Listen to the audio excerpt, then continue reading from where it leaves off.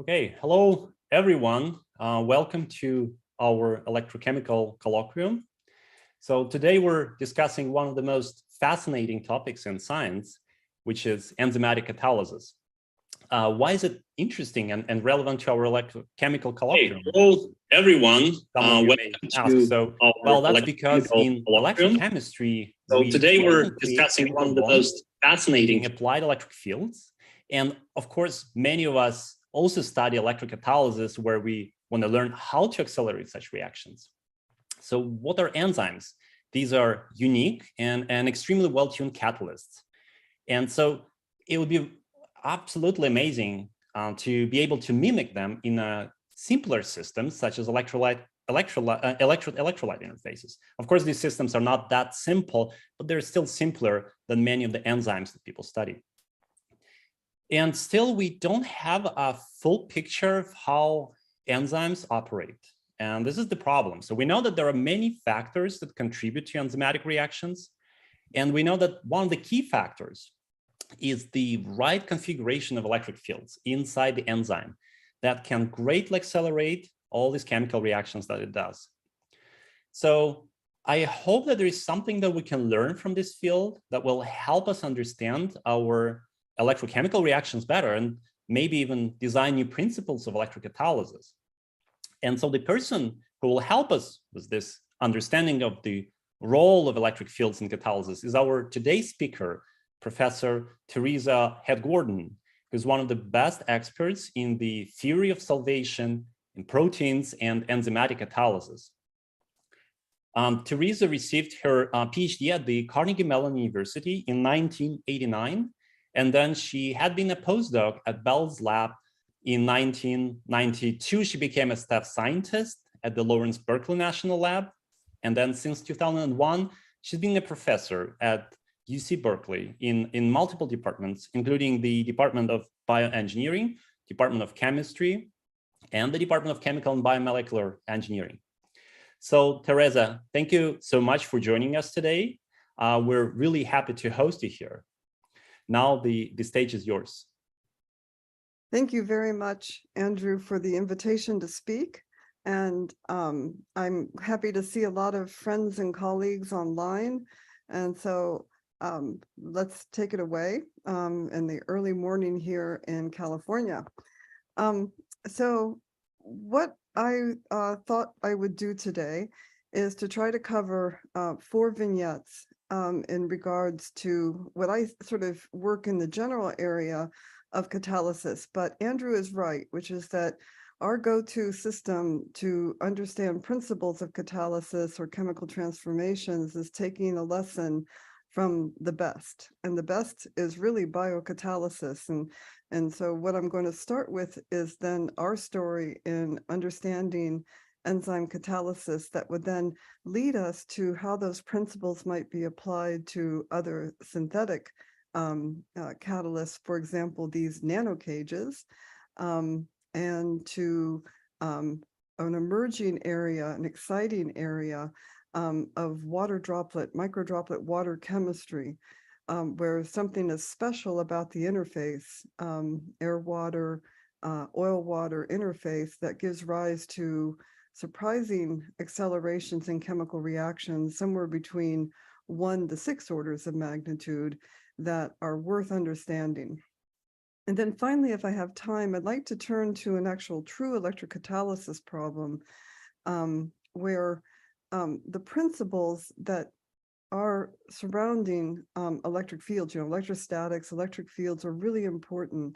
But I also want to sort of say that I think that the lack of marriage between quantum mechanics and statistical mechanics has been very limiting in regards to understanding these complex chemically reactive systems. And I'm going to turn to the role of statistical fluctuation in electrocatalysis and its coupling to quantum mechanics. So that's the agenda today. And so let's begin by also thanking the people who do the work. And so I am giving you sort of some aspects of my program. I work on a lot of different problems, but in regards to the topic that we're covering today, of course, there's got to be methodological advances in order to make progress. And here I'm listing some relatively recent work that will be part of what I discussed today.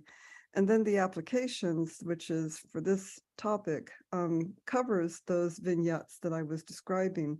So I'd like to sort of thank a number of people here, Hung Sha, who is now at Microsoft doing AI for science. So she's a new effort in Microsoft, who worked a lot on the microdroplet chemistry work. And then Wanlu Li has worked on a lot of both enzymes as well as has electrocatalytic systems along, after coming behind Valerie, who's now an assistant professor at Virginia Tech. So some of the other people that are involved in this work were sort of on the methodological side.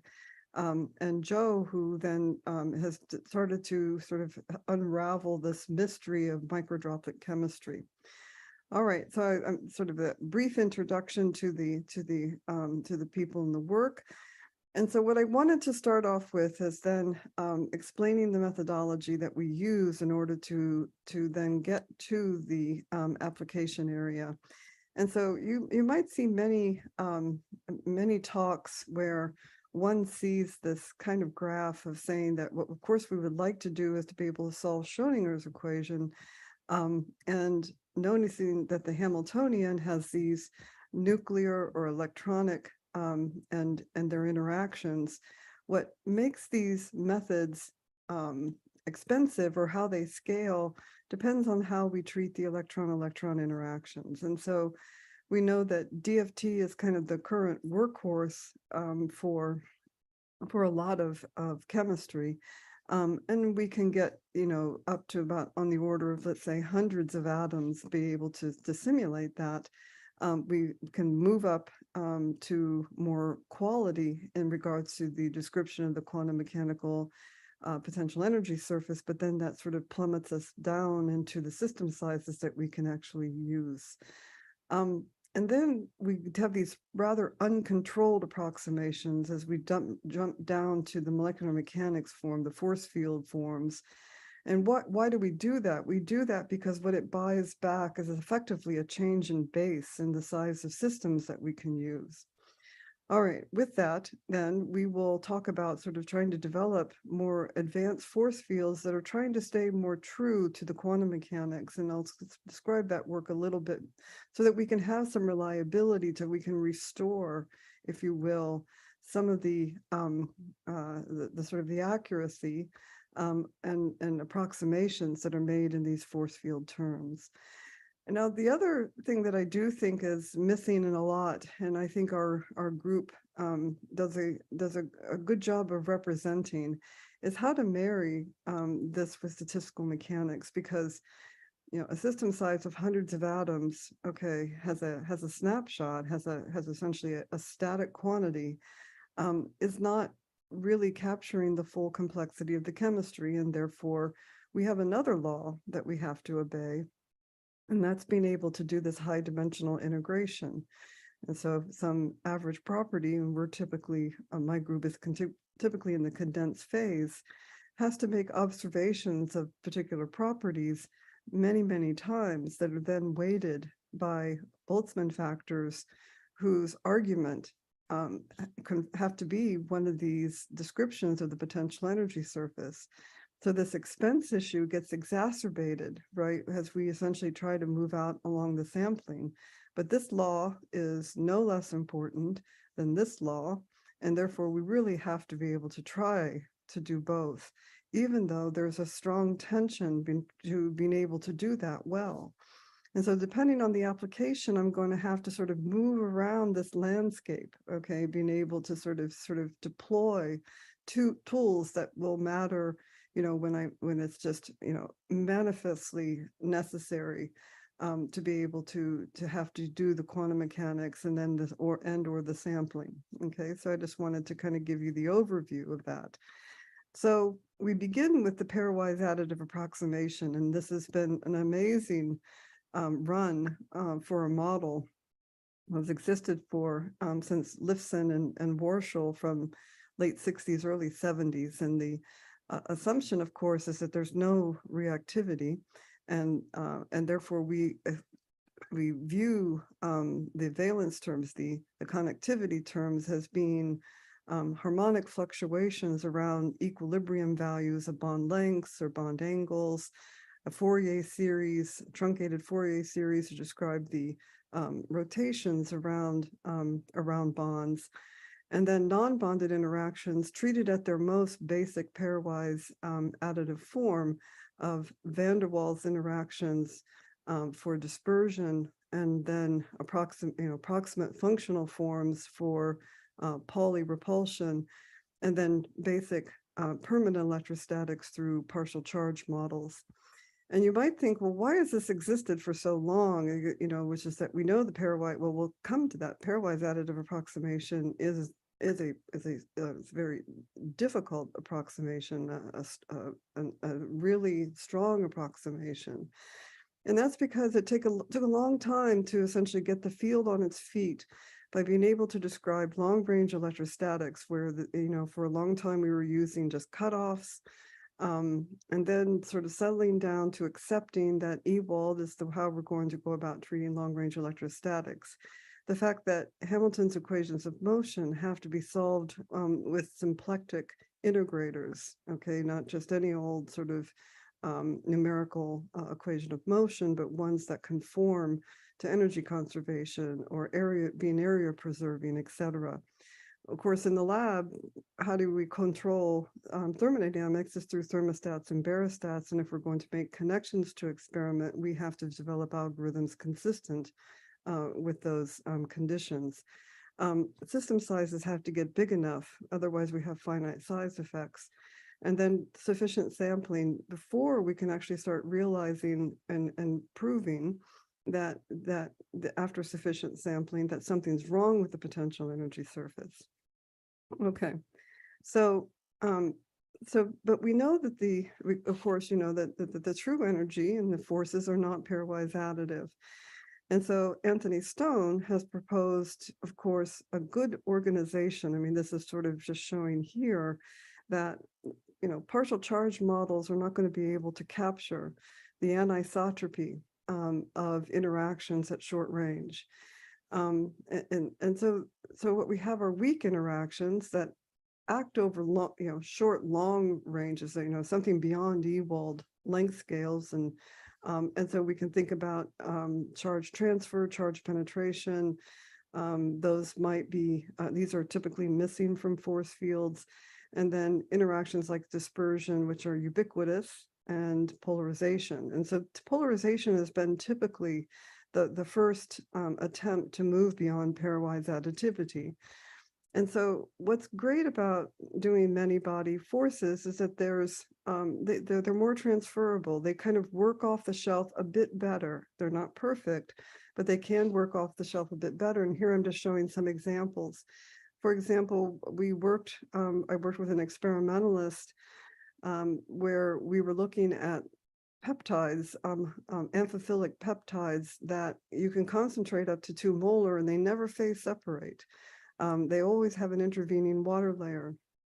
And it turns out that, the two-body approximation has represented by this force field tip 4P Ewald, water model that we had developed, interacting with these peptides, aggregate. And that is not what was seen in the small angle X-ray scattering experiments. And then you just sort of use a many body potential, not, it wasn't parameterized, specifically for this system. And essentially you get a radial distribution function between the alpha carbon centers that are dispersed. There's this feature down in the terahertz region of water that was thought to be inherently quantum mechanical things in the sense of charge transfer. What we showed that actually it turns out that those intermolecular hydrogen bond vibrations get captured with polarization. But if you don't have polarization, then you'll never capture that feature. And then this was actually a pump probe experiment that we did recently with Martina Havanus' group, showing that, a standard force field doesn't get the right frequencies in regards to And these polarizable force fields and DFT actually reproduce this this time-dependent librations of the water very well. And then there's also, working with colleagues who also believe in the many-body models, Francesco Pisani, where we also can refute crazy water theories because the models are so reliable. You can essentially lean on them and know that they're correct, and therefore refute, results that are clearly wrong. Okay, but they're not perfect. And so this is what I'm showing here. And so there's been, I think, a C field change in how one goes about doing force fields now. Before, they used to be kind of top down. You're trying to fit experimental data. You're trying to fit typically energies. You might sort of attempt to fit forces, but the idea is that you're largely stuffing, into the functional forms arbitrarily where the energy goes. And so this is showing here that when one does an analysis of an energy decomposition analysis, this is also a chemical model, but hopefully a reliable one based on quantum mechanics. And we're working with a variational HOMO-EDA approach that was developed by Martin Head-Gordon's group using high quality DFT functionals and large basis sets. Allows us to then turn to the many-body expansion and ask how a force field, which is decomposed into the same terms that HOMO-EDA is, can be matched. And so while the total energy, it might be really good, okay, for example, it might be adequate, I should say, one can see that some of these errors are arising about how polarization is being described. And that if one turns to something like the trimer, we can see that the polarization approximation is getting very poor, and that the energy agreement is getting worse. And then coming over here, I believe this was an ion. And so the main point with water with an ion. So the point is here is as we kind of move across these systems, we can see that the actual many-body polarization is actually not quite right. Or so we think based on the HOMO-EDA model. So therefore, what we did was to change the approach of how we go about developing force fields. And so this was the original amoeba model, and what it is has some connectivity terms. It treats the van der Waals the van der Waals has a 714 functional form. It has permanent electrostatics on every atom up to quadrupoles, and then a point dipole induced polarization with isotropic polarization. Now, MB-pole, which Francesco developed, has some variation on the valence term, but a different form for the van der Waals. But the critical thing, I guess, is the fact that that there's these polynomials that essentially sort of say, look, at short range, everything is so quantum mechanical, we're just going to fit CCSD parentheses T, okay, for systems like water to capture 2-body and 3-body interactions, quantitatively, but through a functional form that doesn't have any physical interpretation whatsoever. And then what we did was to essentially then develop MBUCB as a response to the recognition that these variational, these EDAs can be very beneficial. So we modified the amoeba model to now we reduced some of the algebra, got rid of the quadrupoles, introduced charge penetration, a quantum mechanical effect that is just buried here, okay, in these terms in the MB-pole model, anisotropic polarization, including charge transfer. And what we can see, for example, in polarization is that now according to the HOMO-EDA, a certain component of that energy as a function of distance is polarization. And another component of the energy is charge transfer. And another component of the energy is permanent electrostatics. And that we try to essentially then adapt the model to essentially reproduce that correct division, okay, of the energy according to that model. And the benefit that you get out of that, if you do this for 2-body, 3-body, and it turns up we went up to 5-body in regards to being able to reproduce this, what pops out then is a water model that's just as perfect as MB-Pol. But with physical terms now, physical models that will be transferable, okay, to other systems, unlike the MB-Pol model, which essentially has, every system is a new system in regards to parameterizing those S2 and S3 polynomials. And so what I'm showing here is, very good agreement with the density, heat of vaporization, diffusion constant with temperature, all of this, okay, taken from just the many-body expansion on ALMO EDA, giving rise to sort of really great condensed phase properties. And that's thanks to Akshay Das and a visiting German student, Lars Urban. Okay, so now we get to the reactive force field case, and this is when, sometimes the systems that we care about are going to be reactive. And so this reactive force field is kind of the worst of all worlds, right? Which is that it's, I would argue that we've reached a point where the proof of principle of how to deal with non-bonded interactions is starting to become a reasonably solved problem. I think the principles are there now through EDA and including all the functional forms. Those are starting to become solved, but the reactive force field case where now chemical bond and hybridization is changing in time is now a new area. I mean, in regards to how we're going to fix that up. And so take these bonded terms, right, which is we have, we're trying to describe whether bonds are making or breaking, and that's going to be important in the catalysis work we describe later.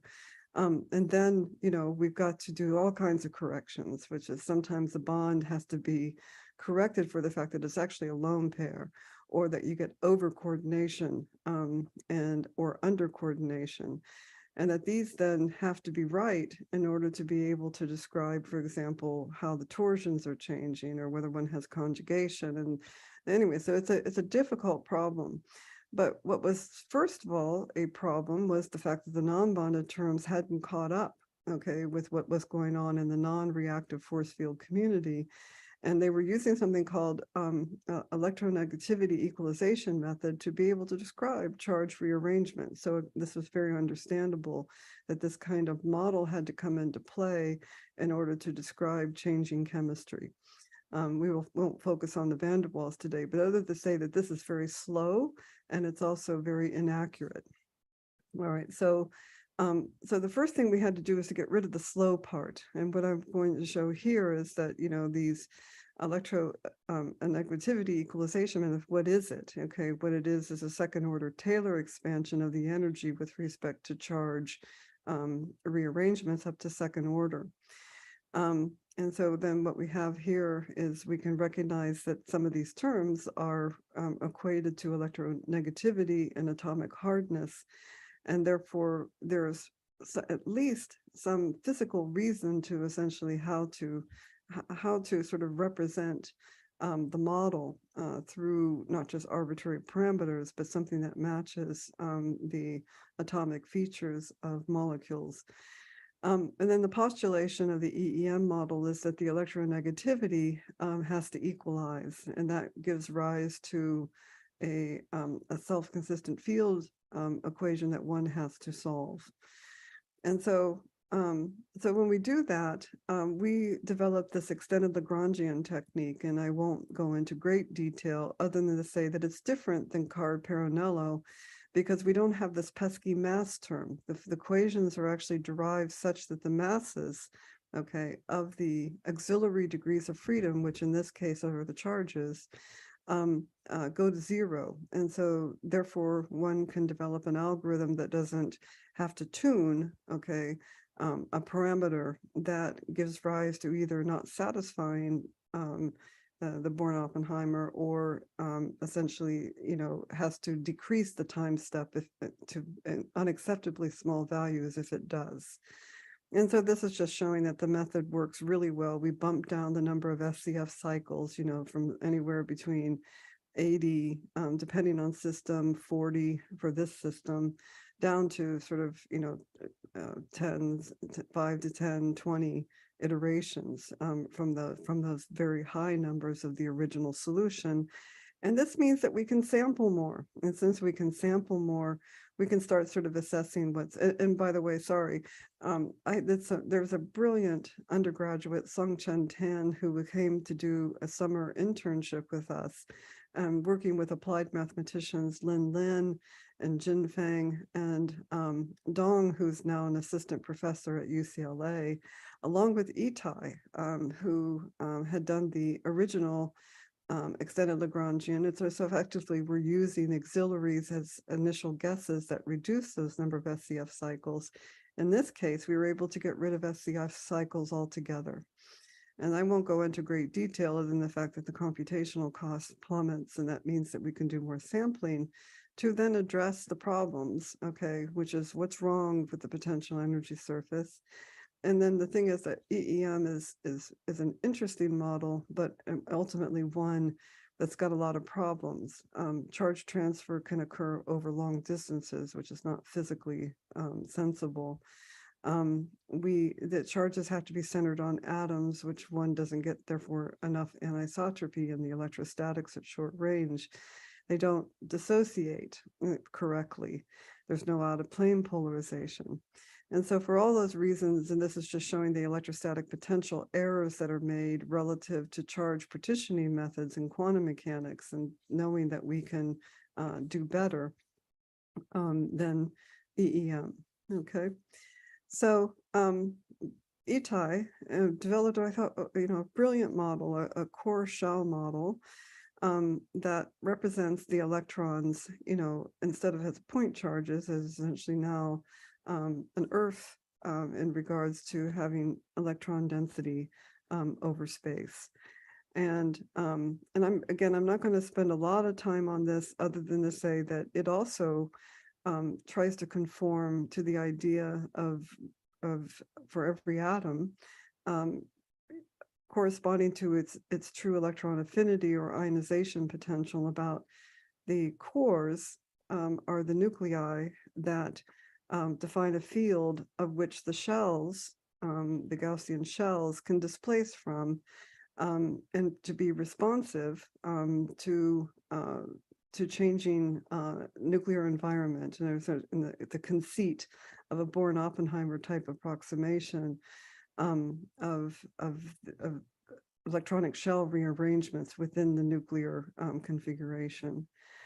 Okay, so that's our CGEM model, and we've been able to get this to work in the reactive force field context. And so what we've got now is a model that can do, protons, hydronium and hydroxide, and the kind of reactivity, proton transfer, that's important to be able to describe at least the first step in reactivity in water. And we'll come back to that when we go through the applications, which was mostly the wonderful work by Itai, and then ultimately used by Hongsha later in the catalysis applications that I'll show later.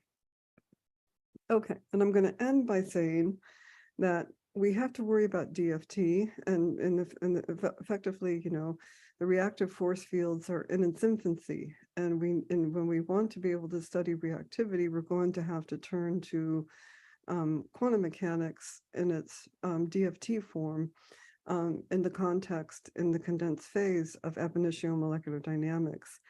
And I just wanted to show here that, up until about 2015 or so, 16, whatever, we were suffering from trying to just get water right. I mean, you can take a basic force field, okay, just your two-body approximation, and you could actually reproduce water properties far more accurately than some of these early GGA DFT models, and even MP2, okay, which is that effectively the properties like the radial distribution function were typically overstructured. It effectively just looked like water at a different state point, even though you were simulating at ambient conditions. So this is just showing kind of that history, and then also saying that then nuclear quantum effects were treated rather crudely by simply raising temperature. And that's not really what nuclear quantum effects are. And they're in fact not even a mimic of what nuclear quantum effects are. I think this rose from the idea from Peter Roski back in sort of maybe the late 80s or early 90s, that that nuclear quantum effects look like a hotter temperature for water, and that's only one component of maybe a proxy. But overall, it's just another uncontrolled approximation that doesn't have really any physical grounding. All right, so we worked with Martin's group as well as Tom Markland's group about trying to take a meta-GGA that we thought looked promising, B97 M-RV, and SCAN would be I'm sure you heard from John Perdue last week, and so SCAN is the other alternative. And what we can see is that, a combination of nuclear quantum effects and a good underlying potential energy surface described by a reasonably reliable DFT meta-GGA gives rise to structural properties, diffusion properties, and if you will, vibrational properties, dynamics, that are actually in good agreement with experiment. Okay, when one does proper, at least an approximately better model for nuclear quantum effects of ring polymer molecular dynamics. And so again, just to emphasize that high temperatures are very poor proxy, and I'm going to make the ansatz or the assumption that I can't get Tom Markland to necessarily fully agree with yet. I think that quality DFT functionals seem to have smaller nuclear quantum effects for a lot of these properties. So for example, there's a model RevPBE, not RevPBE0, but RevPBE, that actually looks great if you don't, it looks perfect for water properties as long as you don't put nuclear quantum effects on it. And so that means that the better physics, it's a cancellation of error problem. Whereas the nuclear quantum effects corrections are pretty small for underlying quality functionals, though, except for, of course, vibrations, especially high frequencies. All right. I'm going to end by talking about pseudopotentials, and here's these electrocatalytic surfaces, okay, that I'm going to hopefully get to in vignette 4, and just trying to say that this is just another area in the context of plane wave codes, which is how one has to simulate the condensed phase with reactivity, at least right now. And we can talk about machine learning as another talk. What I'm really just trying to say is that one uses pseudopotentials, and those pseudopotentials are a kind of a black art, and we're kind of getting involved in. So Wan Lu and Kai have been actually trying to develop more sophisticated pseudopotentials to improve the models that we're going to use for reactivity and especially electrocatalytic systems. All right, so let's begin now with that background on the methods. Let's begin with how we apply them to this problem of biocatalysis and electrocatalysis. And so I always sort of start my students off when I teach about combustion catalysis. And the thing is that we know that if we increase the temperature, we will make reactions run faster. And so in order to increase the rate by a factor of 10, let's say, based on some Arrhenius model, then the temperature would have to go from, let's say, roughly body temperature to something that that would actually become completely non-viable. In other words, we as organisms are tightly regulated, and since we're tightly regulated, we better head right to the hospital if we've reached these kinds of temperatures. So obviously we have to do cold combustion, right? We can't do that kind of combustion. So we can't use what a synthetic catalyst can use is something like temperature. And so enzymes have evolved over evolutionary time to do remarkable things. Like, they're so amazing, right? Which is that if we take an uncatalyzed reaction of something like peptide hydrolysis, it's effectively, so the reference system is in water. It virtually, is never happens. And then when catalyzed, essentially increases by 13 orders of magnitude. So continuing then that, I wanted to kind of elaborate on Andrew's sort of kind of slight summary of of what enzymes can do. And so your basic household, enzyme is lower bound 8 orders of magnitude, up to 12 orders of magnitude. So that's your average enzyme in regards to rate increases over the uncatalyzed reaction. When they obey Michaelis-Menten kinetics, which they almost always do, this is a measure of efficiency, of catalytic efficiency, is really high. Okay, so in other words, the catalytic rate divided by the specificity, the Michaelis-Menten binding constant, these numbers are exceptional, or I should say great, but then you have enzymes that even outcompete this. We've actually have enzymes that can reach about 25 orders of magnitude. And the question, so what we have spent a lot of time on has many other people, and you will be hearing from, of course, one of the great ones next in a few weeks, Aria Warshall, who studied enzymes for a long time and has a lot of principles that I think really are true. But we have continued to develop an understanding of this due to the fact that, of course, the basic thing is that they have an active site typically, or an allosteric site coupled to an active site that have been chemically optimized. Everything is exactly where it should be at the right time in regards to chemical alignment in order for the reaction to proceed. But the other thing that I will spend some time today talking about, of course, is the fact that there's been this idea that it's all about the active site, but it's not, which is that the enzyme has a scaffold, that active site is part of a greater chemical construct.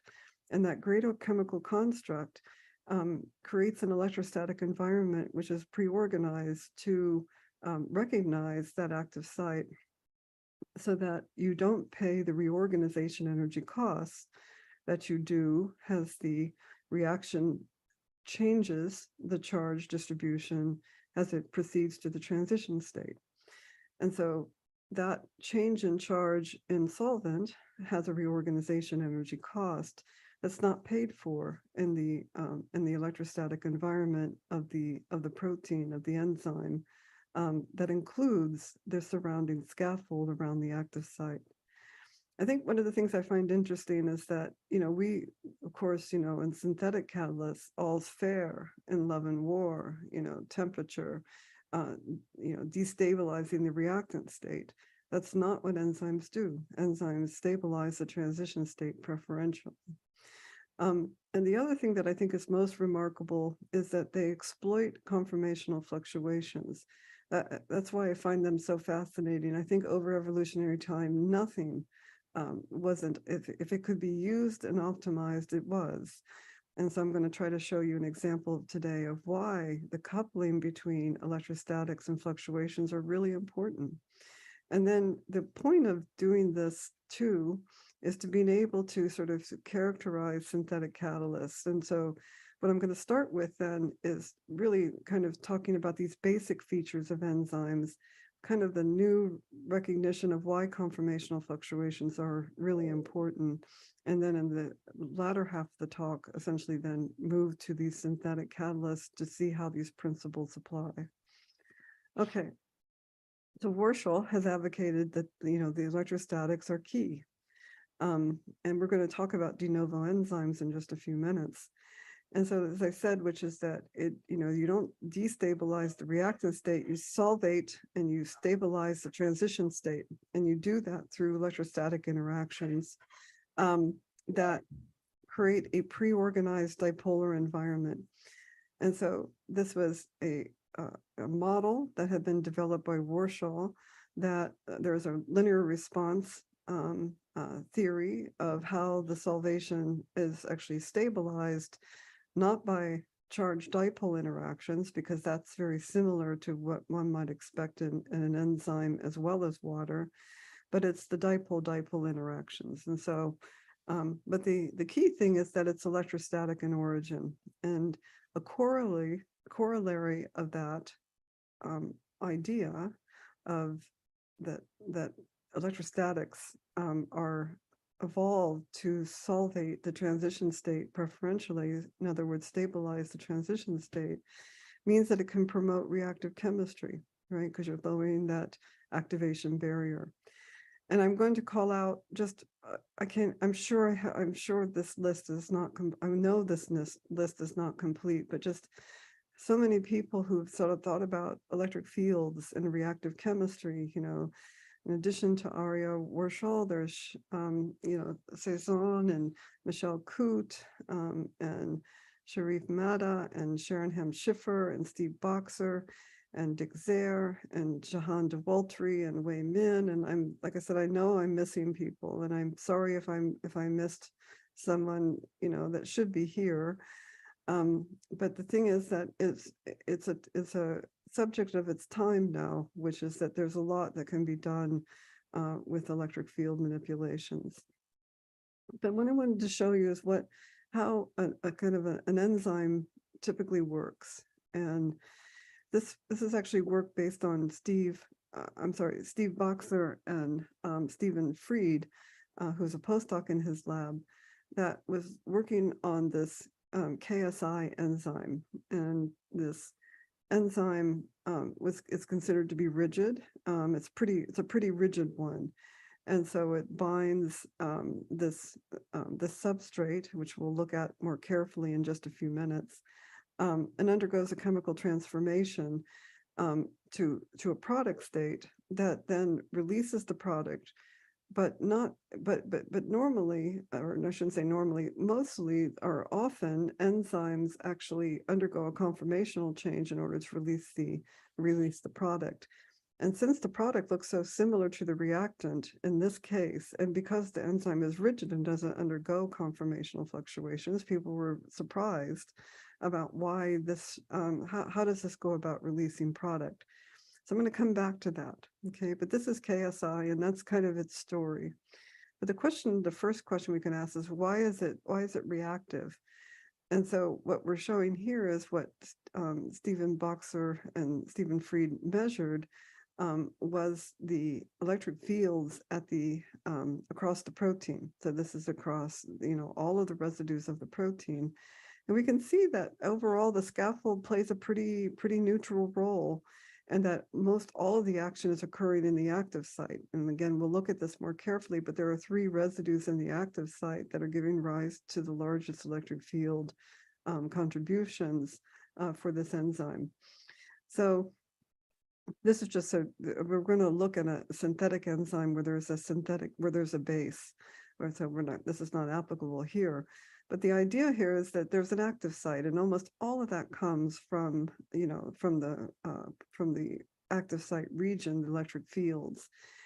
Small contributions integrated over the protein play a role, and then solvent, okay, is essentially playing no role at all in regards to electric fields. And it turns out that we know that this is a catalyst, and therefore this sign, I think I'd like you to focus on this sign, is essentially saying that the accumulations of those electric fields give rise to the stabilization, okay, that we're seeing.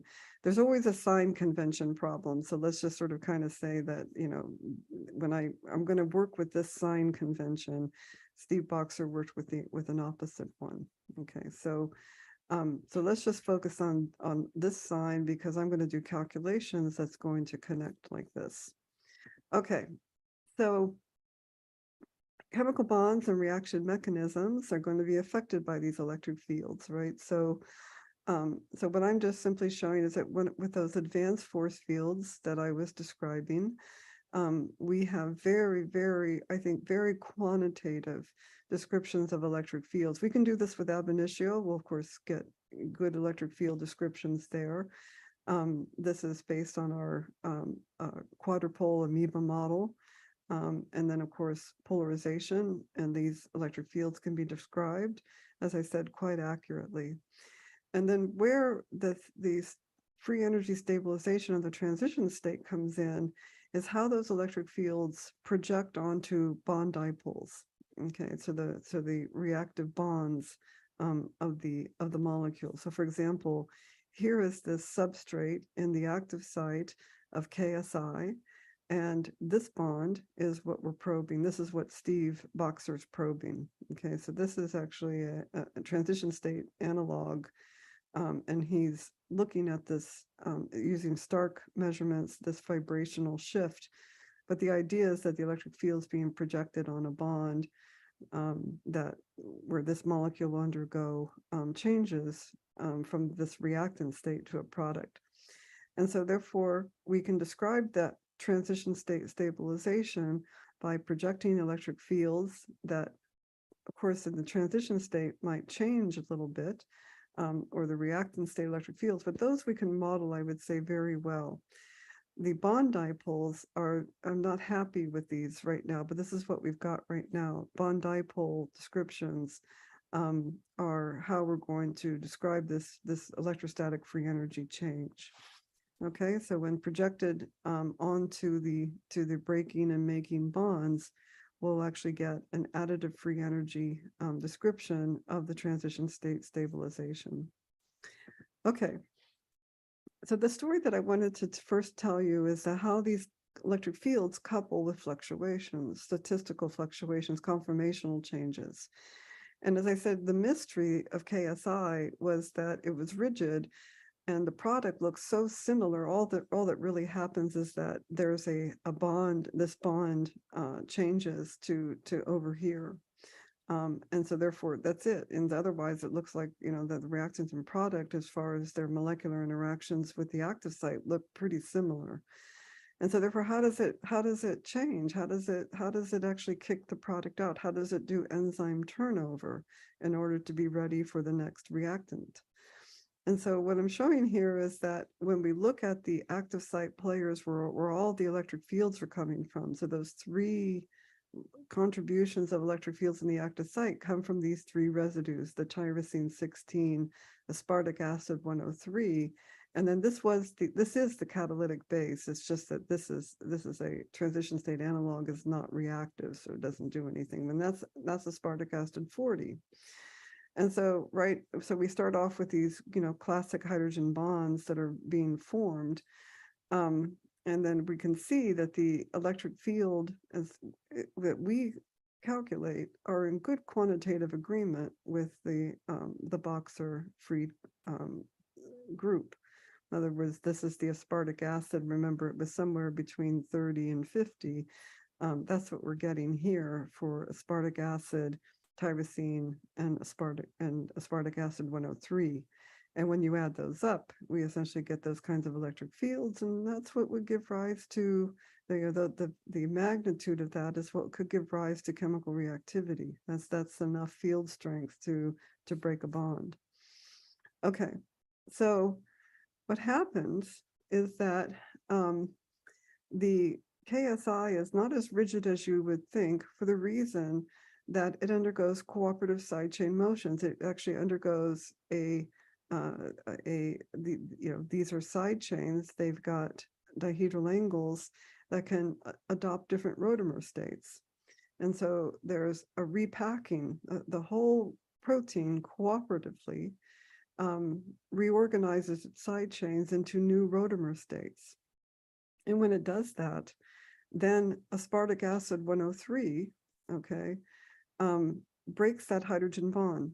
And when it breaks that hydrogen bond, the electric field, okay, actually then diminishes to zero, and does the aspartic acid, and leaving behind only that one hydrogen bond for the tyrosine. But that electric field change is now, is much smaller. And because of that, the electric field ends up decorrelating. Okay, even though the magnitude is there, it's now decorrelated. It doesn't project along this bond anymore. It doesn't sort of hold this thing into place. and the binding energy increases for the product. And so that's the remarkable coupling between the scaffold, which people always think of as inert, as playing this very active role, not only through electric fields, but through its coupling to conformational fluctuations in order to do enzyme turnover. So I find that just remarkable, that the fact that enzymes just have essentially taken advantage of everything available in order to accelerate catalytic reactions and to act like a catalyst by being able to do turnover in this way. All right, so now let's turn to with that kind of lesson from an enzyme, from a classic enzyme. How do we analyze and or improve synthetic catalysts? And so what I'm going to do is to talk first of all about this story of a designed enzyme. So this was actually quite popular in the early, I'm trying to think about, so this was in sort of around 2005 to 10 or so. The idea was that one could design enzymes to do chemistry that no naturally occurring enzyme could do. And here's one of proton abstraction from water. Okay, I'm sorry, from the substrate. So proton, extraction from proton transfer from carbon. And this was a designed Kemp eliminase. And so what you do is you go to Ken Houck, your favorite, physical organic chemist, and he will create a thiozyme. He will say, this residue, this residue, this residue can essentially do base abstraction. And so David Baker's group then went about essentially engineering this into an arbitrary scaffold. Okay, this is a tin barrel, and this tin barrel does a completely different chemistry and exists as a protein for other purposes than doing proton extraction from carbon. But the active site has been engineered to do that. And so these then go through a computational experimental procedure that ultimately creates these enzymes. Okay, Kemp eliminase is 7 is a certain motif, 70 is a different motif. And these designs come out, and if you talk to your enzymology colleagues, they will be amazed that they will call these dead enzymes. Okay, so these enzymes, they're Kcat over Km. Remember I was telling you that those are 10 to the 15 or 20 or whatever, and this is 10 and 100. But what you do is you do what Francis Arnold does, which is that you then take this into the lab and you do directed evolution. You arbitrarily change the enzyme in order with an assay that essentially is designed to improve the catalytic rate. And with that, you get, something that's sort of respectable, but obviously not exceptional. And then there was this Kemp eliminase where they had done the design, but no one had done the directed evolution. And so what I wanted to show was that we don't need to do directed evolution. We can simply improve this through electric field optimization. And I'll tell you, so this is why.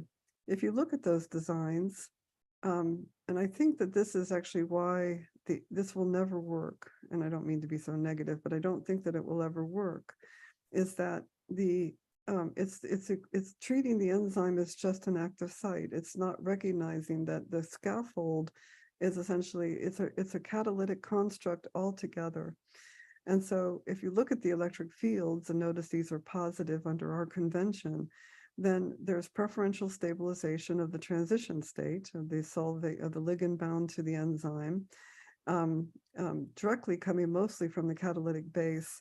The active site is playing a small supportive role. But notice that the protein, because the active site and the protein scaffold know nothing about each other, and it plays a detrimental role. This is actually then raising the transition state because the scaffold has nothing to do with the active site. All right, so therefore there's no pre-organization, and that's what's wrong with these designed enzymes, is an arbitrary scaffold will always play a detrimental role. So what do? Well, you've got to refold the protein into something that's commensurate with that active site. And that's what laboratory-directed evolution was trying to do, right? Which is to try to change the sequence. Well, you don't have enough time and patience to refold the protein by designing, by essentially random selection of mutations that will reorganize to recover that reorganization energy. So the only thing you can do with time and resources is to optimize as much as you can in the active site. Okay. And so that's what we're going to do. We're going to essentially, I think that these synthetic enzymes will need to be revisited with a totally different mindset about what an enzyme is, such that it's a total catalytic construct and not just an active site. And so this is what we did. So I had a small experimental lab at the time, and Valerie essentially then went took these principles of electric field stabilization and proposed mutations that would actually improve, okay, especially the alignment of the base for better catalysis. And so what we can see is that we can't do too much about the solvent. We do a little bit of improvement, okay, in the scaffold. At least it's playing now a more neutral role. But what we've mostly done is to essentially use electric fields to help with better chemical alignment and through this model, okay? And we can see that then Dr. Sharma took the mutations into the lab, and these are experimental numbers now, showing that the sequence of mutations guided by electric fields essentially improved the KCAT by somewhere between 2 to 3 orders of magnitude, and all of that. So the KM, if you know enzymology, is always corrupted by KCAT, and so the KM is getting a bit bigger, but that's actually a component of the fact that KCAT is getting better. But in the end, we end up essentially getting transition state stabilization, and that's actually, KM is easy to improve computationally, KCAT is not. So we're really quite thrilled about this result, and the idea is that we don't have to do laboratory directed evolution. We can do computational directed evolution through electric field guidance to improve these designed enzymes, though they'll never reach true enzyme capabilities. So this made me think, well, why don't we just turn to then, enzymes are difficult in the sense of they can aggregate, they can do lots of things. They can be difficult to work with. And so we turn to these nanocages that had been developed originally by Ken Raymond at Berkeley, and then utilized by Dean Tost in regards to catalysis. And they're remarkable in the sense that they obey Michaelis-Menten kinetics. They act enzyme-like. And when I say it's still only 10 to the 5, 10 to the 6, I know that sounds really negative. They're much better than designed enzymes. And the question is that, can we actually understand what's holding them back? If they obey Michaelis-Menten kinetics, can we improve them beyond the 10 to the 5, 10 to the 6, which are just a bit below sort of your average enzyme. And so anyway, so the idea here is that one's going to do carbon-carbon reductive elimination from gold. And so there's this complex that gets put into water, and actually into methanol, that then becomes embedded inside this nanocage. And the argument is that, this nanocage provides a protective environment to accelerate this reaction the way an active site does in an enzyme. All right, and so we got some help from Wan Lu, and this is showing the chemistry of these cages. And at the vertices of this nanocage are metals, and the metals in this case were gallium, and we'll come back to that. All right, so here we have to turn to ab initio molecular dynamics and therefore DFT. And so we use this metadynamics functional because we're pretty happy about how it performed with water. And so this is these nanocages in water with gallium and with the gold complex inside. And it turns out that this reaction has pretty well understood mechanism, and therefore we could define collective coordinates that were pretty sensible.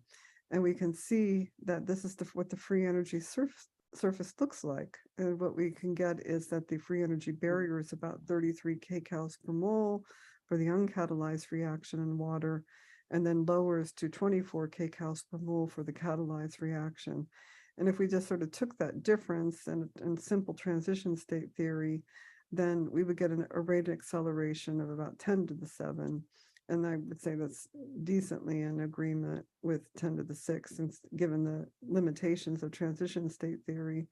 And anyway, so the thing is that we think that, you know, it's reasonable agreement. All right. So then what's going on then? And so when we use this reactive model, we can break down the components that are giving rise to the electric fields. So we have, like I said, the weak part of the theory, in my view, and we're still working on this, is what these bond dipoles are. But the complex water, and this is now free energy quantities, there's a complex dimer in there that actually is giving rise to localized electric fields that actually promote the chemistry. They lower the transition state, okay, by a significant amount. The cage plays a rather neutral role, okay, which is the way it does in KSI. But what we have is really poor organization of the water environment. So if you think about an enzyme, right, it's got this fairly large scaffold that pushes the water away typically, right? I think we can sort of qualitatively say that that's maybe what happens on average. But in a nanocage, the water is right there, right? It's right next to sort of all the reactivity, and all that bulk water is poorly organized, and it's competing, and therefore with this free energy transition state stabilization. So if we could redesign this, okay, for example, the ligands or the vertices of the metals that are used, we might be able to change this bulk water to be favorable, or at least neutral, in order to essentially then take advantage of this transition state stabilization and get it to accelerate. All right, so okay, so here I've already said this, you know, I've already said that the cage, the bulk water is essentially not helping. All right, so it turned out that we went to Dean and we said, hey, can you change the ligand? We have some ligand ideas. And he said, no, can't do it. They don't self-assemble, they're super delicate. And so we said, okay, well, what if we change the metal? And so what we did is we found that we did a kind of a scan of the metals down the column. You know, indium actually ended up looking like it could stabilize the transition state more so than gallium. And so we proposed that metal substitution. And so now it turns out that the experimentalists do this mostly in methanol, and we're doing it in water. And it turns out that for methanol, this change in metal doesn't really do anything. The barrier is about the same. And so what they were able to do is to go to about 20% water and 80% methanol, and there it's still not enough. But if they could do it in water, and right now they can't because it oxidizes gold, as I think is part of the problem, we can get, you know, about 3 to 4 kcal per mole stabilization. And that comes from the fact that the water actually organizes differently around the indium vertices than it does the gallium vertices. And as a result, one gets better pre-organization of the water. And this is sort of shown here in this free energy stabilization of the reduction, okay, of the bulk water problems that we were having before. Okay, so we're continuing to work on the nanocages, and there'll be more to that story in the future.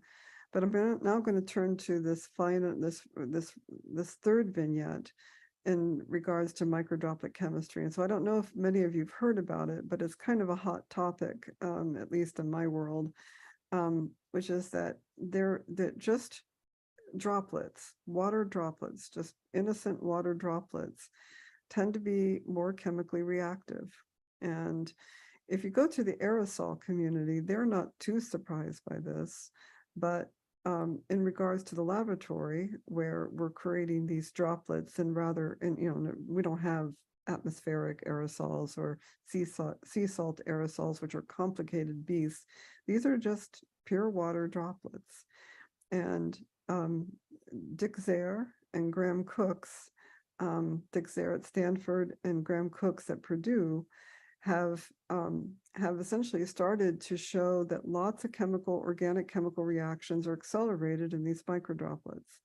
And in fact, Dick Zare does a famous experiment if you ever have him give a talk, he will actually do these droplets and then get a hydrogen peroxide indicator to show that the water droplet has formed hydrogen peroxide.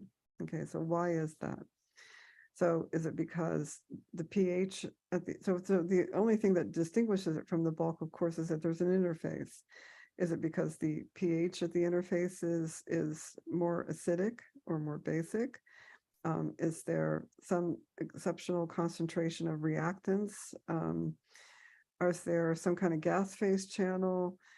Does the energy come from some type of cavitation event? And then the other questions, what leads to these reaction rates? These are completely unknown questions right now.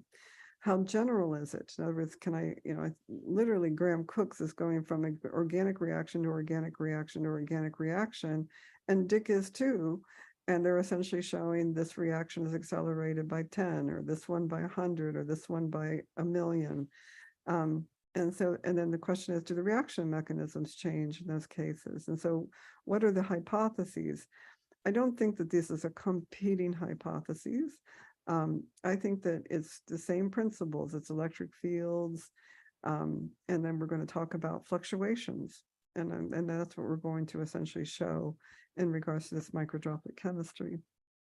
So Wei Min's group at Columbia, in collaboration with Dick Zare, had actually done effectively a stark measurement with Raman to be able to say, well, what are the interfacial electric fields at the oil water interface? And when he does that, when they do that, they get about 10 megavolts per centimeter. Okay, now that's not sufficient to perform chemistry. It needs to be more like another order of magnitude. But the idea is that there is something about the interface that actually gives rise to oriented electric fields of this magnitude. All right, and this is too complicated to talk about right now, so don't worry about this right now, other than to say that these are the measurements of the electric field. All right, now it's possible that if there's something on the surface that might change that outcome, but to the best of experimental ability, that's about 10 megavolts per centimeter. All right, so now we go to our reactive force field model, because we want to be able to describe hydronium and hydroxide, because if it's a pH effect, there's an autodissociation change, or that's maybe the origin of some of the reactive species, and we'll come back to that, the hydroxide in particular. And so we worked with Evan Williams' group, who had actually done a stark measurement of the shift in the OH frequency as a function of water cluster size with an ion in it. And they get this, these are the anions here, and then the cations have a slightly more complicated behavior of having two slopes. So this slope and then this slope, and the same with sodium. All right, classical force fields can't reproduce that. And then here, over here is the experiment. And then we can get that, okay, with our reactive force field. So that was one type of due diligence. So the magnitude of the frequency shift isn't perfect, but but we think that the actual organization of water at the air-water interface is obviously correct qualitatively. All right, so we can see that if you take these water droplets, and here is a 40 angstrom water droplet, which is a nanodroplet, and we look at the charge density changes as I move from air to water. We see these large charge density fluctuations that go to zero, as one enters the bulk region. So I think that on this length scale of a water molecule, the curvature effects are not that, or this nanodroplet's big enough, that this is the interface is something that is of molecular scale on the order of a nanometer. And that this gives rise to then electric fields, okay, of the sort of the same magnitude, okay, that we see. Okay, so this is at the surface, the same magnitude as we get from Wei-Min's experiments with Dixair. So I'm not too surprised by the quantitative agreement, because I said I think electric fields or something, electrostatics or something we've got pretty nailed in the force field community. And so what I'm showing then here is that another surprise, which is that this is a Lorentzian, okay, shape to the electric field fluctuations. If we were to look in the bulk region, then you don't get any net electric field direction, surprising, and then things look pretty Gaussian. So this has something to do with some kind of, what we think this has to do is some kind of coupling between intramolecular charge transfer and polarization with the intermolecular modes. And so anyway, so that's why we get this Lorentzian shape. But notice the electric field distribution changes become enormous, okay, highly improbable, but still quite a lot to do chemistry.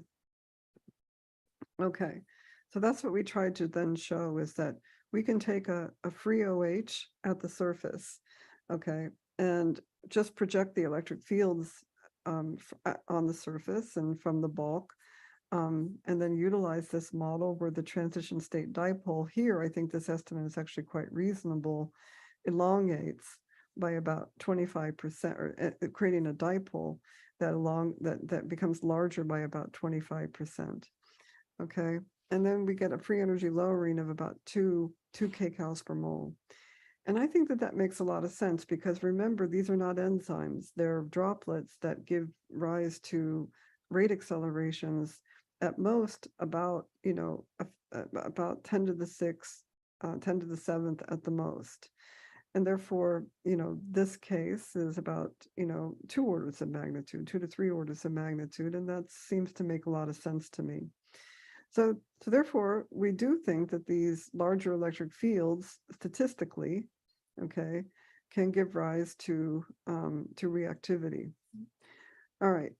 So, and as I said, because of these wider wings, which is that there's sort of larger electric fields that, while more improbable, think about the fact that in these droplet, what they're doing is they're creating through electrospray or sonication many, I mean, gazillions of these droplets. And so when you integrate over all of them, and a statistical, analysis that essentially then says that we have many of these, and that these statistical fluctuations are possible, can give rise to sort of what we think are reactivity that could arise from these microdroplets.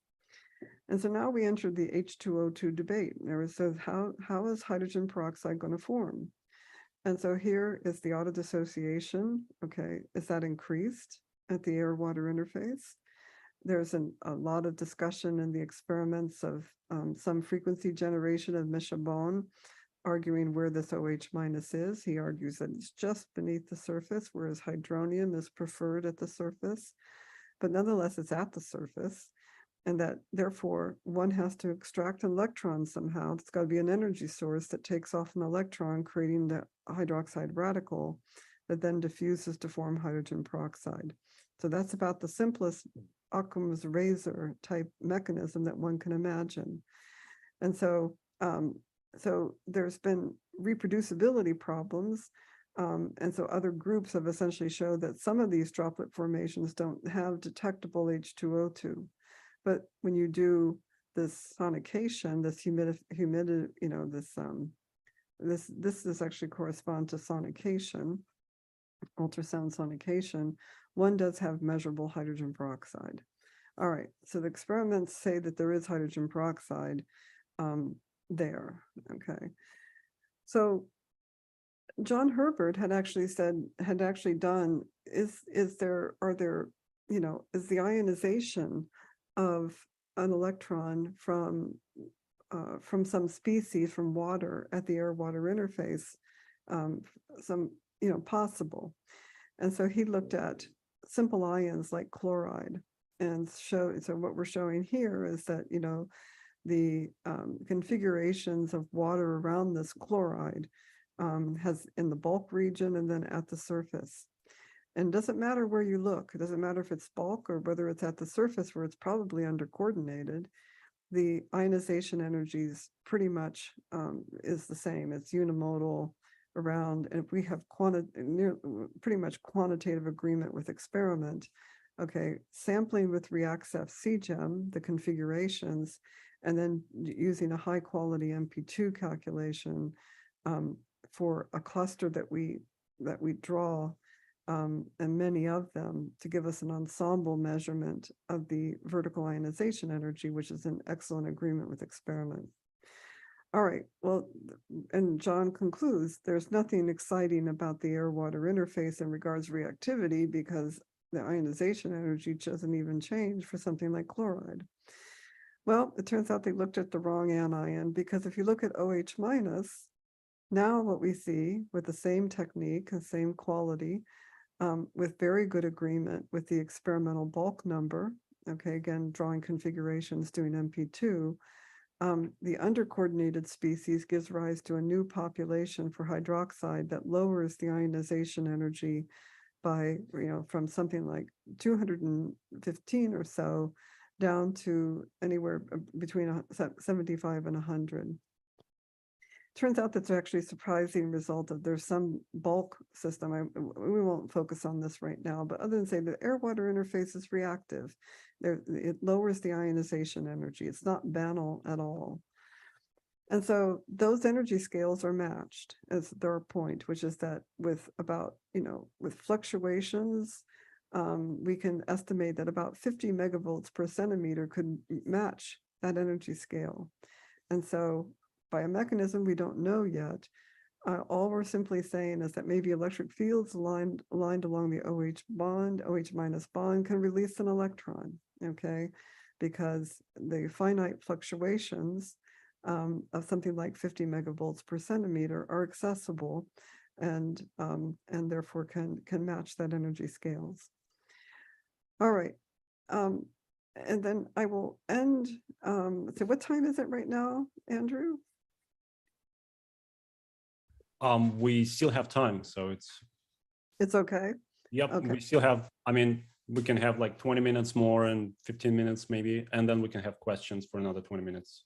Okay, perfect. Okay. Mm-hmm. Okay, so I wanted to end a little bit with a more emphasis, not just on electric fields, but instead on statistical fluctuations. And this actually is a true electrocatalysis problem that we've worked on where right now the modeling has focused a lot on the electronic structure quality is actually quite high. Let's say an understanding CO2RR on some of the precious metals, but the models are typically using continuum, and if they don't use continuum, they're maybe including a few water molecules with a continuum, and there are lots and lots of approximations that go into electrocatalytic modeling as you try to describe CO2RR. As an example, this is going to be the working example that I show. And what we wanted to do was to raise the resolution of this interface. We wanted to account for solvent more explicitly, and in particular its fluctuations, and then also to recognize that we have to drive the systems beyond, with bias ultimately. So this is kind of the work that we wanted to work on, is to remove this approximation of the continuum, which has been typically used. And so as I said, which is that the first step, or one of the steps in CO2RR, it's not even the reactive one, is what about CO absorption on silver, gold, copper and platinum. Okay, this is just a cartoon that actually had zinc, but we're actually going to look at platinum as well. And this is a critical step in CO2RR, right? Which is that there's viable pathways to energy value products of C1 and C2. I think there's very recently, new results of C3. And so the thing is that but copper, right, is the one that we know actually does produce those products. And so the thing is that the CO absorption also is an end product for some of these other metals. But it's been a real challenge for theory to get this basic step right, CO absorption, to actually predict binding energies, what the preferred absorption sites of CO are on these weak and strong metals. And so this has become known as the CO platinum puzzle, right? Which is that what is it? What's the problem? Like, why is this not solvable? And of course, there's been many proposed solutions, right? Which is, well, maybe better functionals for one thing. And so I'm going to give a new approach or a new idea of the fact that what we're missing are statistical fluctuations, and I'm going to show you why. Okay, so the thing that I learned in working with Alex Bell and others, Martin Head Gordon, working with the electrocatalytic community, is that it seemed to be standard that everything evaluated at 0 Kelvin in the theory was compared to experiments under finite temperature conditions, which really surprised me because that doesn't make sense. And so what I'm showing here is then the work that we started doing with Martin and Alex and Christine Leininger, who's was a postdoc in Alex Bell's lab, along with Wanlu Lee, to essentially try to see whether new functionals can help this puzzle. And so RPBE was a functional that was really popular in the electrocatalytic community, because it actually seemed to, work well for platinum CO binding. And so what I'm showing here then is that, but for as far as functionals are concerned, it doesn't get the water dimer right, and so that means that when we go to the actual solid liquid interface with the true electrolyte, we're going to start running into problems there. And then some of these other functionals seem to have some error, and we can see that the absorption error of CO is just really bad, and so is SCAN, the one that maybe John Perdue talked to you about last week. And some of these other RTPSS functionals were not doing good for CO vibrational frequencies. And so, it's kind of a mess, which is that nothing seems in the absorption energies, here's experiment on platinum, and this is why RPBE was so popular, okay, because it would seem to be able to solve that CO platinum puzzle. But as I said, it's getting the right answer for the wrong reason, because even though there have been thermodynamic corrections applied, those are harmonic approximations, and they can't really account for conformational changes or conformational fluctuations, nor can they account for any of the anharmonic effects that are actually clearly going to be manifest in the experiment. All right, so Wanlu did a heroic job, and the first thing to do is to say, what if you just simply had the bare metal? So what we're going to do is we're going to create a supercell, and so this is about 6 layers deep, which gives us, I mean, let's face it, it's a very thin representation, where we have the conceit of saying that the bottom layers are bulk-like, and the top layers are where the distortions are going to happen because those are the surface. And it turns out that actually that isn't such a bad approximation. We actually reproduce these bulk distances pretty well, and these surface ones are distorted. Okay, so it turns out that actually matters, because how those metal surface strains tend to actually align with D-state occupancy of the CO metal absorbate, okay, onto the surface. And so at 0 Kelvin, RPBE agrees with these experimental surface relaxations really well. Okay, so what these surface relaxations have been measured experimentally, that's shown in black. And we can see that if we look at the RPBE, which are always in blue, they're in sort of reasonable agreement, okay, at 0 Kelvin. So that's the, that's the white and blue symbol here. And that's platinum. It's white and blue for the RPBE. I'm sorry, for the, that's in good agreement, I'm sorry, for the copper. It's not so good agreement with the weak metal binding ones, okay? But the idea here is that this is why those surface strains seem to be in pretty good agreement. All right, but when you thermalize things, well now what's going to happen? So the surface relaxations by B97, by the way, in red, are really poor. So at 0 Kelvin, this so-called better functional is just doing a really bad job of describing those surface relaxations, and hence is an explanation about why CO binding is so poor. All right, but then what we want to do is to essentially say, well, but the experiments are done at finite temperature; they're not done at 0 Kelvin. So we actually then we run NVT, and it turns out that when we ran NPT, okay, which is the correct ensemble, the RPBE supercell just crumpled. It just simply fell apart.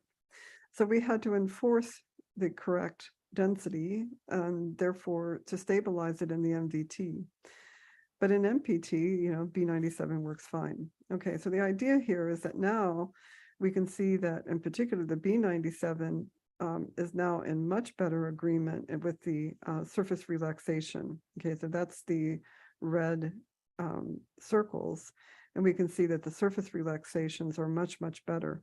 Not so much there seems to be a qualitative problem for all the functionals for silver, but as I'll show later, that's a pseudopotential problem, and that gets qualitatively fixed.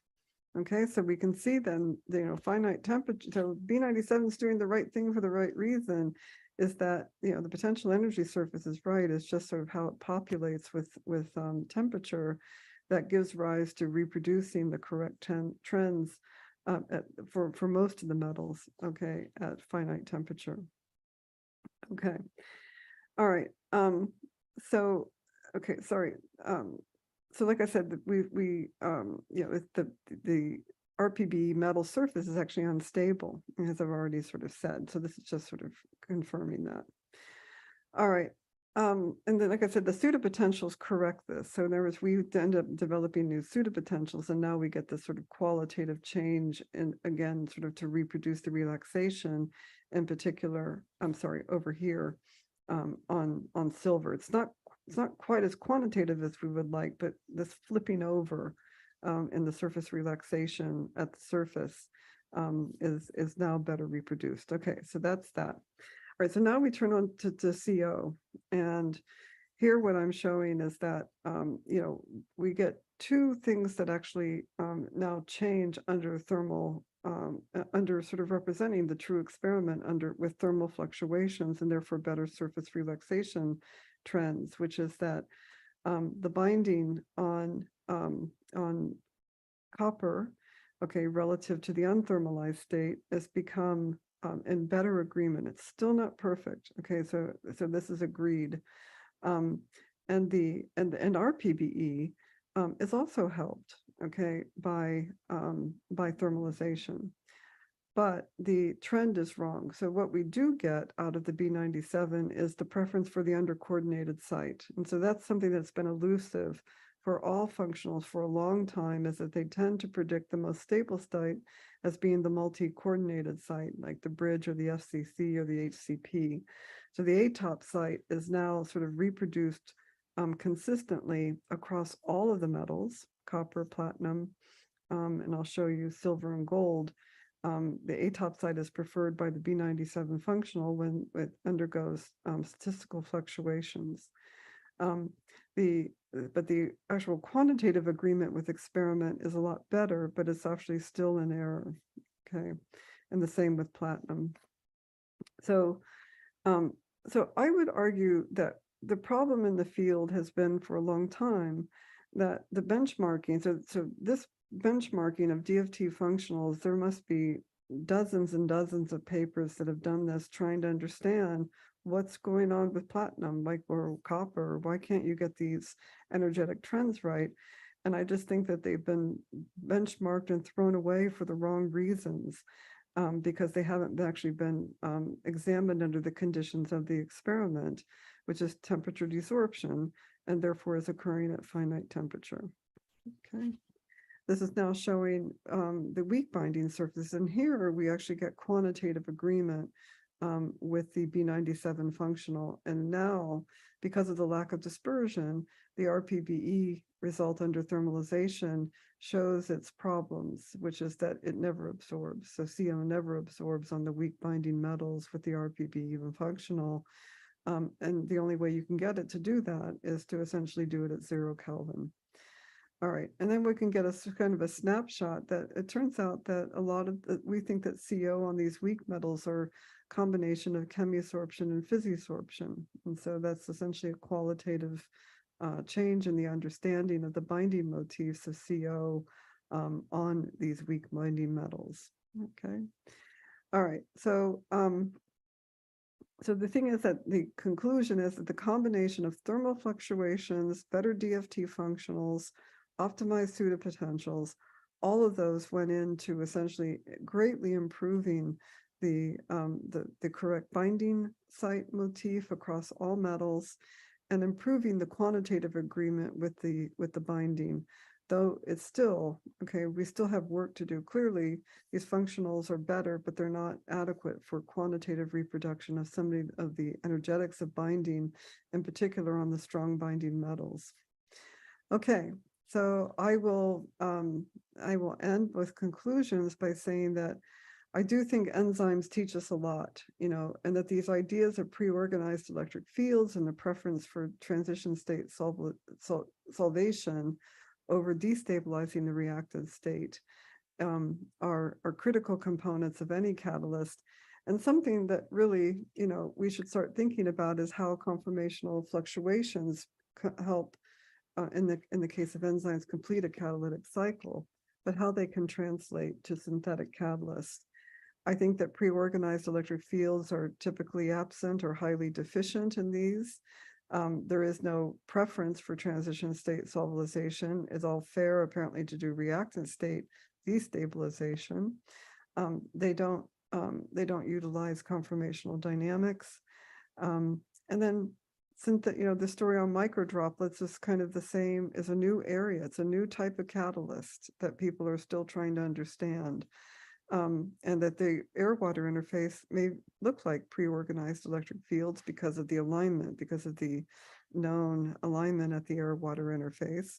And that but that under coordination can actually lower ionization energies, and energy scales can be matched by statistically available electric field fluctuations.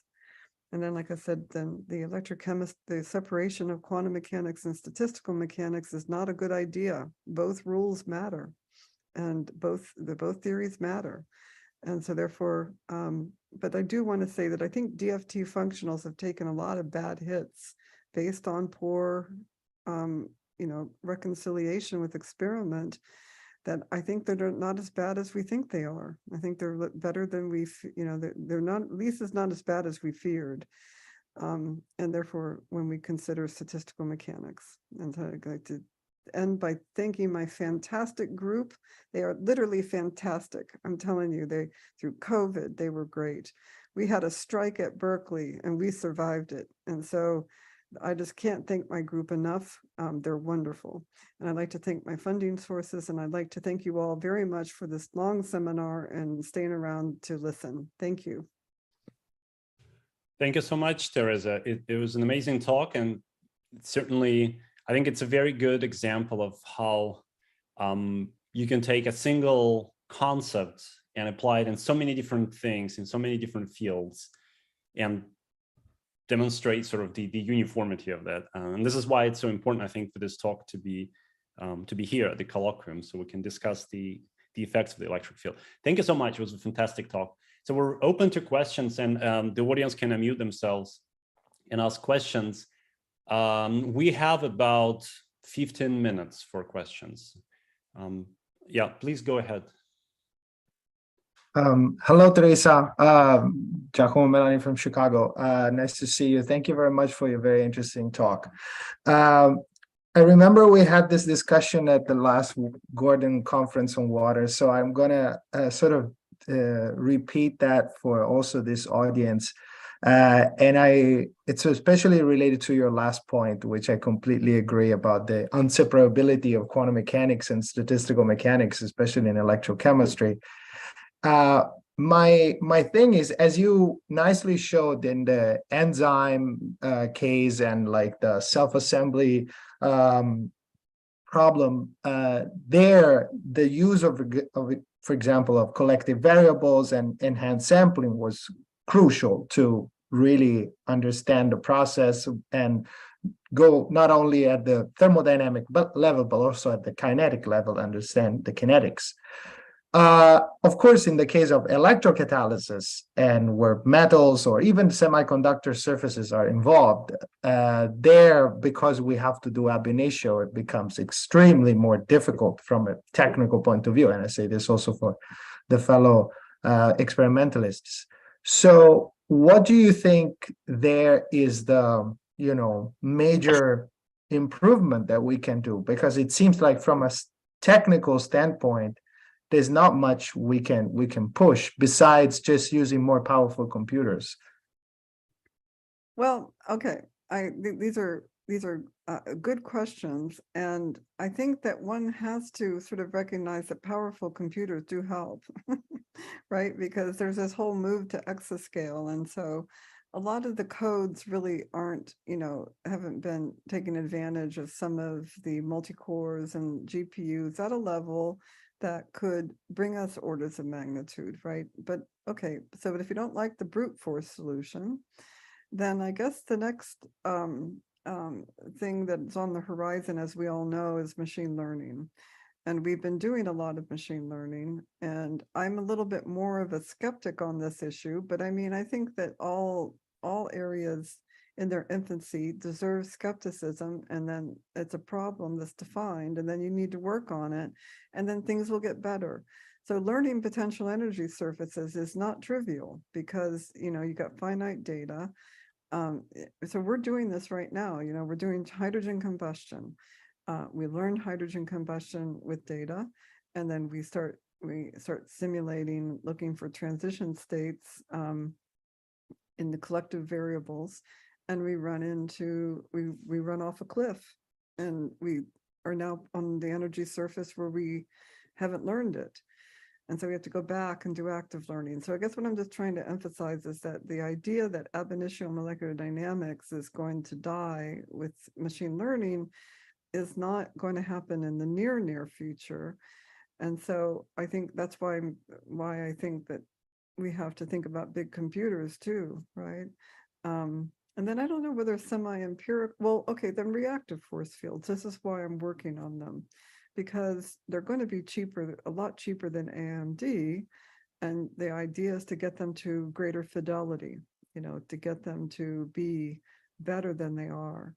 So those are the three directions, I guess, that I can imagine in the future. And then there may be the fourth one is that can you get some of the cheaper functionals to behave, to be better? But those are just sort of lacking physics, right? So that's up to people like Martin and John Purdue to pursue that direction. Thank you for the question. Thank you. Thank you. Thank you. Thank you. Feel free to raise your hand if you want to ask another question.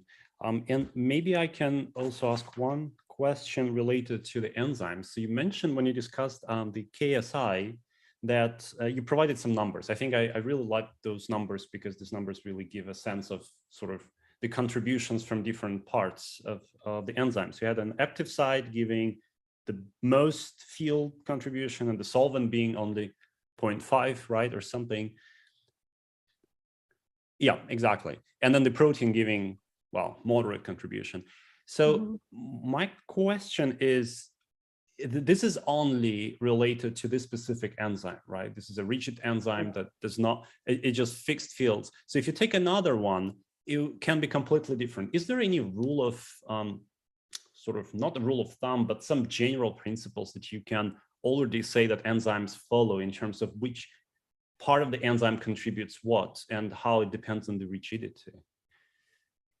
Well, so one of the things that I was trying to, the point that I was trying to make is that there are statistical fluctuations. And in KSI's case, the backbone doesn't change, but it's the side chains that do. But other enzymes might actually exploit statistical fluctuations where there's big conformational backbone changes that are contributing, that are being coupled to electric fields that might, for example, change this protein component. This protein component, for all I know, could become bigger. But of course, the active site, because it's most local, electric fields are going to decay, at a distance, meaning that it doesn't surprise me that the contribution here is more modest. But I could imagine that the protein component could actually grow.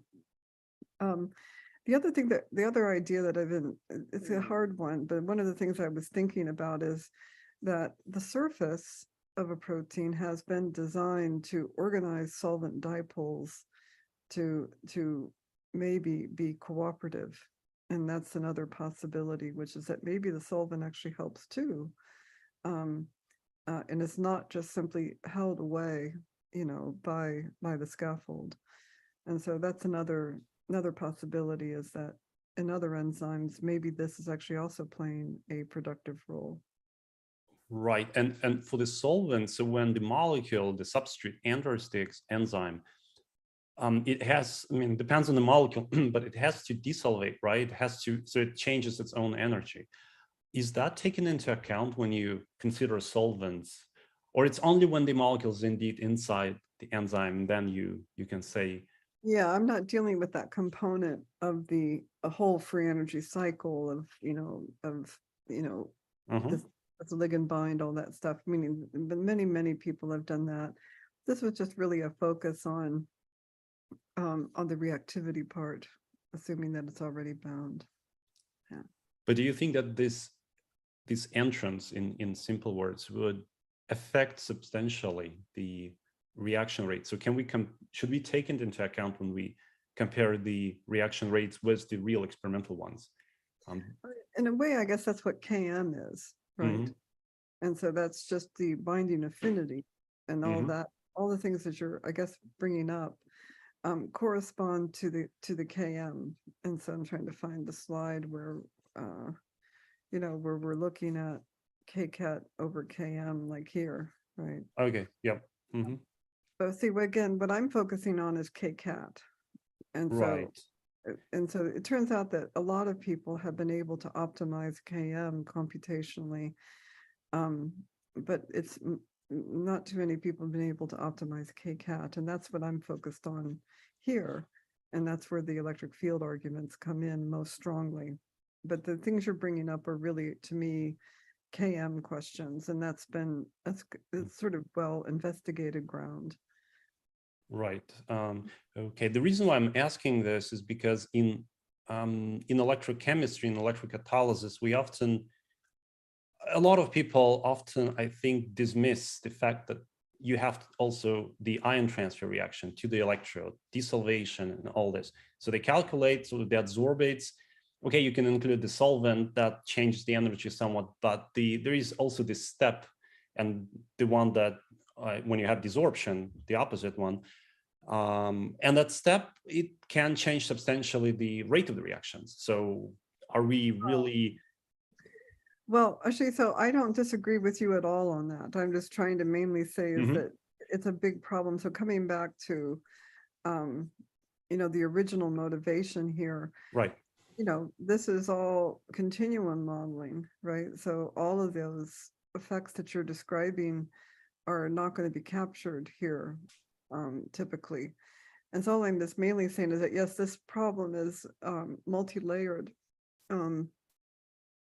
with lots of issues that need to be investigated. And so I don't disagree with you at all.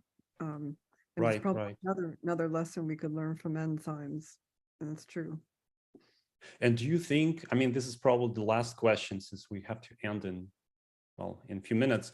Do you think that this problem of ion transfer to the electrodes or to the enzyme, let's say to the electrode in this case, it can be solved only numerically, or it can be solved also, say, through model Hamiltonian approaches or some hybrid theory that involves the calculated values and model Hamiltonians on the other side? So what would be, in your opinion, since you're an expert in these electrostatic effects, what would be the most accurate approach? Or do we have probably no approaches since it's too expensive to run any sort of calculations here? This is for electrocatalysis. I'm sorry, this is for example, for electrocatalysis, yeah, or metal deposition, when you have an ion that adsorbs at the electrode surface. So model Hamiltonian, I mean, again, all I can do is to say is I then return to here. This is what I know. And I think that that's sort of as basic as it gets.